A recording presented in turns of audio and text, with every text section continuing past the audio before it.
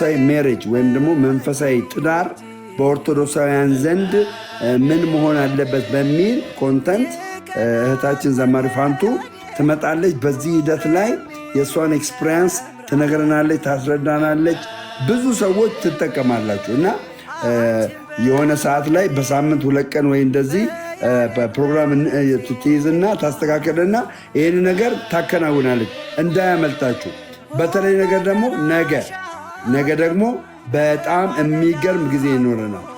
ከምሽቱ 2 ሰዓት በኢትዮጵያ ከምሽቱ 2 ሰዓት መምህር ማናቸው ፋንትሺ መምህር ተስፋዬ ሞሲሳ አይታችሁ ከሆነ አልታ ዩቱብ ላይ ከአንድ ወንድም ጋር ቃሊ ከሚባል ወንድም ጋር ሊያስረዱት በሚችል መልኩ የማርያምን አምላክነት ማርያም አምላክ ናት ብለው በተናገሩት ልክ ማለት ነው። እንትኖቹ ሌሎች ሰዎች ሌሎች ሃይማኖቶች አራግበውት ልክ ማርያምን የመለኮት ያክል እንደሆነች አድርጎ ተናገረ ለማለት የተናገሩበት ጊዜ አለ። እግዚአብሔር ቢፈቅድና ብንኖር ክርስቶስ ካልመጣ ወደዚህ ምድር ነገ 2 ሰዓት ከኚህ መምህር ጋራ ይህን ውይይት ለምንድነው ማርያም አምላክ ናት ብለው የተናገሩት የሚለውን ነገር በፋንቱ ቤት እንገናኛለን። ትምህርት ይኖረናል። ትልቅ አስተማሪ ናቸው። ኦርቶዶክስ ውስጥ ያሉ ትልቅ አስተማሪ ናቸው። ከሳቸው ብዙ ነገር እንማራለን። ስለዚህ ነገ ከምሽቱ 2 ሰዓት በኢትዮጵያ ከምሽቱ 2 ሰዓት በውጭ ሀገር እንግዲህ ስንት ሰዓት እንደሆነ ባላቅም፣ ግን በኢትዮጵያ ከምሽቱ 2 ሰዓት ላይ ከኚህ መምህር ጋራ በዘማሪ ፋንቱ ወልዴ ቤት ነገ ምሽት 2 ሰዓት ላይ እንገናኛለን። ማስታወቂያም እንለቃለን ማለት ነው። እንለቃለን። በጣም ጥሩ ነው። እግዚአብሔር ይስጥልን። አሁን እዚህ ያላችሁ ኦርቶዶክሳውያን በደሜ ቤት ያላችሁ በወንድማችን ቤት ያላችሁ 2 መሰረታዊ ነገር መስራት አለብን። ኦርቶዶክሳውያን ሚዲያውን እንግዲህ ህዝቡ ያለው እዚህ ነው። 2 ነገር ነው። አንደኛው ኦርቶዶክሳዊ አቅም መፈጠር አለበት። ኦርቶዶክሳዊ አቅም ምንድን ነው መስራት ያለብን? ከትንሿ ጉልት እስከ ላይ ድረስ እንግዲህ ተይዟል እንደምታዩት ሌሎች እና ለምንድን ነው እሱ እንደዚህ የሆነ? ኦርቶዶክሳዊ ሁል ጊዜ የራሳችን ነገር የሌለን በጣም ብዙ መስራት ያለብን ነገር መስራት አለብን። አንድ አቅም ያስፈልገን፣ በደንብ ተባብረን አቅም ያስፈልገን፣ በጣም መተባበር ያስፈልገናል። አቅም ይሄንን እንድታስቡ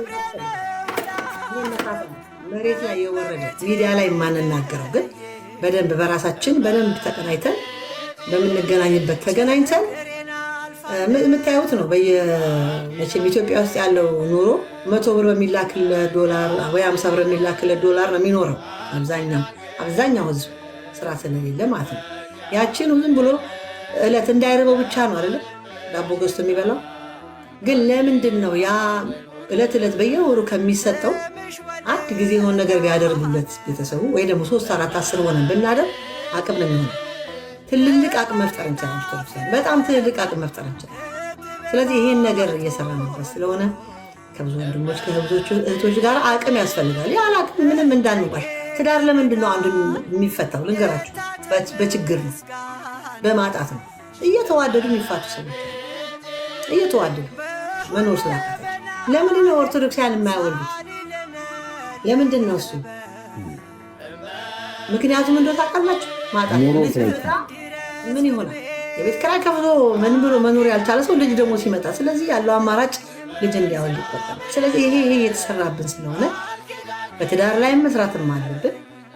አብዛኛው እህቶቻችን በጣም መጠንቀቅ ያለባችሁ ትዳር እንደ ትልቅ ነገር ፍቺን እንደ ቁጭ ብላችሁ የምትሰሙት እህቶችም አላችሁ። እነሱ ማለት ነው ባሏን ፈታ ዝም ብላ ቁጭ ብላ ላይቭ ላይ ቁጭ ብላ ስለ ትዳር መፋታት በቃ እኔ ልጄን ብቻ ነው። ምን ማለት ነው ልጄን ብቻ?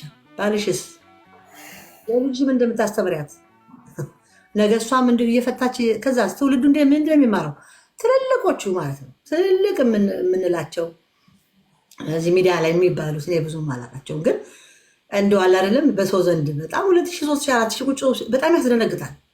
እንዴት ነው እሱ? እኛ እኮ ማየት ያለብን የበረቱትን ነው አይደለም? የበረቱትን ነው መጽሐፍ የሚለው ከኛ የበረቱትን ነው ማየት ያለብን። እንጂ እንዴት ነው ስለ ፍቺ ቁጭ ብላ በቃ እኔ ትዳሬ ምንም እንትን የለም ልጄን ያሳደግኩ ነው የምትል እናት ጋር ቁጭ ብላችሁ የምትሰሙት እና ልጇ ነገ ምንድን ነው የምትሆነው? ግን ትዳሩ እንዴት ነው የምንጸናው? ትዳር ላይ የሚጸናው ማለት አለባችሁ እህቶቻችን ያገባችሁ ፍቺው ያን ያክል አሁን ምንድን ነው ይህን የመሰለ ትምህርት ሰስፔንስ ነው ማድረጋችሁ በጣም በተጠናከረ መልኩ በፋንቱ ቤት እንግዲህ ትከፍታለች እኛም እዛ እንገኛለን